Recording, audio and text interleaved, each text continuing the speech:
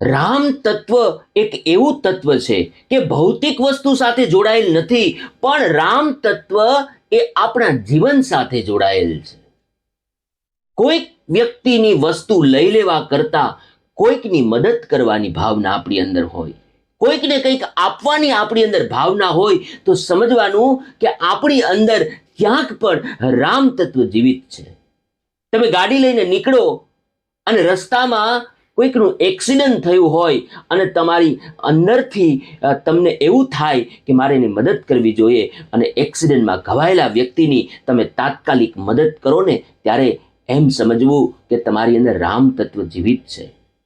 કોઈક દિવ્યાંગ વ્યક્તિ, કોઈક અંધ વ્યક્તિ રસ્તો ઓળંગતો હોય અને તમને એમ થાય કે એનો હાથ પકડી અને હું એનો મદદ કરું, તો સમજવાનું કે આપણી અંદર ક્યાંક પણ રામનો અંશ જીવિત છે.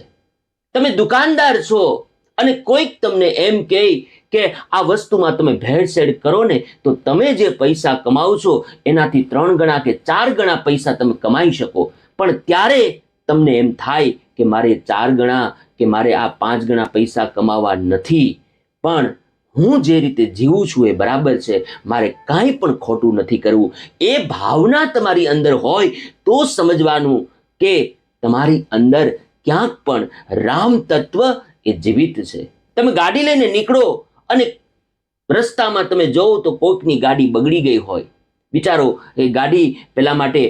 સંઘર્ષ કરતો હોય, અને ત્યારે તમે ત્યાંથી નીકળો અને ત્યારે તમને એમ થાય કે લાય મારાથી થતી હું એ વ્યક્તિને મદદ કરું, તોય તમારે સમજવાનું કે તમારી અંદર ક્યાંક પણ રામ એ જીવિત છે. એટલે રામ તત્વ એ ભૌતિક તત્વ નથી, રામ તત્વ